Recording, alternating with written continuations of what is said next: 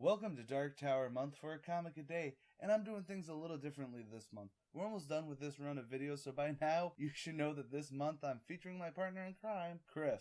Hello. From the Bard and Criff vlog, where we have some fun stuff that you should check out. Format is just going to be a little looser with analysis throughout the recappy bit, so massive spoilers are massive for everything Dark Tower this month. You've been warned. We open with some words about Arthur Eld, with a righteous talk about the founding of Gilead, and how even the greatest man wants immortality, before we jump to the story proper with Stephen Deschain being ridden to the gates of Gilead. The only survivors from the ambush are Christopher and Stephen, though Stephen's arm is pretty shot up.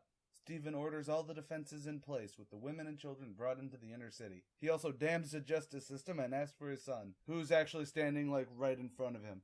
This would be probably a more powerful scene in general, had I not known how Stephen actually dies. Yeah.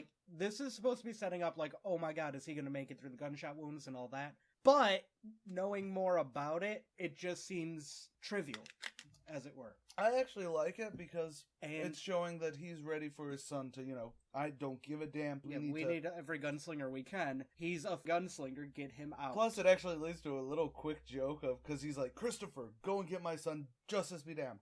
Your son's right in front of you. Oh. That was fast. Good job, Chris. Now, see, the other thing I like is I like that knock about the immortality thing. Just because, technically Roland kind of achieves it. Sort of. Kind of. A little bit. Oh my god, I did that in the Roman Reign theme. Sort of. Kind of. Little bit. It's not conventional immortality, but... So, now that he needs all the gunslingers circled up and ready to fight, Roland goes to get Elaine and Cuthbert. Christopher, meanwhile, goes to fetch Vinay and the doctor to be all, hey, Stephen needs some bandaging up. But he's ambushed by men dressed as gunslingers and his throat is slit. You didn't like Christopher's death?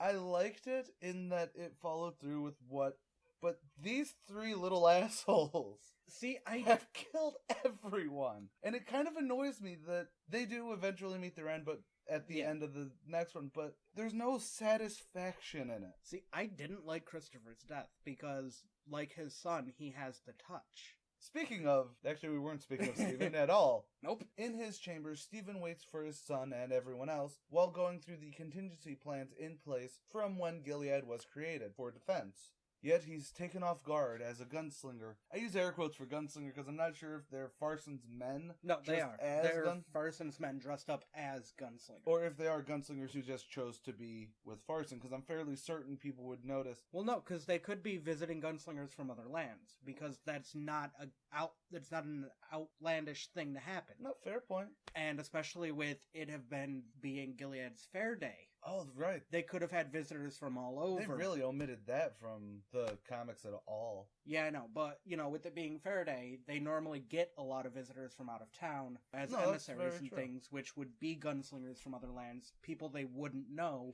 which gives Farson the perfect time to ambush said gunslingers and then insert more assassins.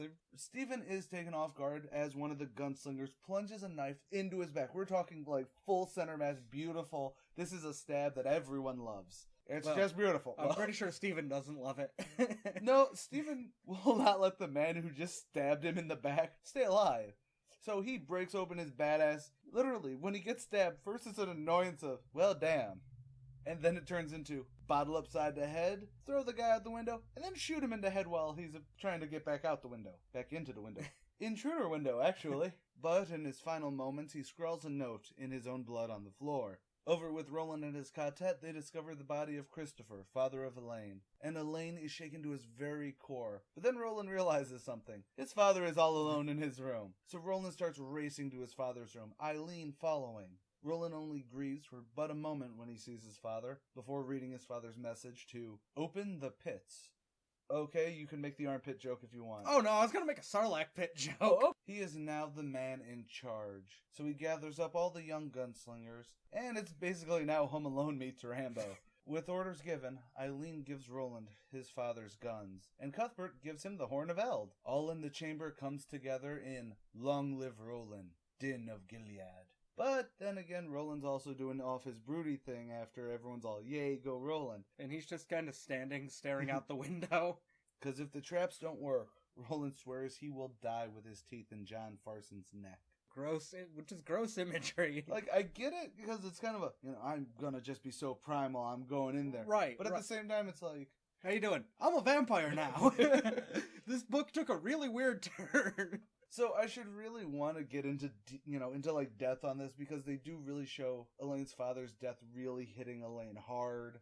Even changing his, during the battle scene, the battle strategy. It's because Elaine's mother died in childbirth. Father was the only one around. They never touched on it, though, so. That's true. For the people who are just watching this and not reading along, or have not read the books, Elaine only had his father. Luckily, he doesn't have to live too long without his father, but... Dude, spoilers! Gunslinger born, the Battle of Jericho Hill. Everyone dies! And I do like that, Roland becoming King of Gilead right before a giant army comes, because he's like, we can do it, we can do it. I can't do it. So wait, does that technically make Roland Dantete? Wow, yes. And, they still don't even know about the traitors in their midst. There's so much tension that I just really want to get to the next issue, because I think compared to Treachery, compared to Long Road Home, compared to everything else, this is how you build up to go, this 6th issue, boy, this is how you set up for a big finale. So, come back tomorrow as we end The Fall of Gilead. Seriously, don't miss it.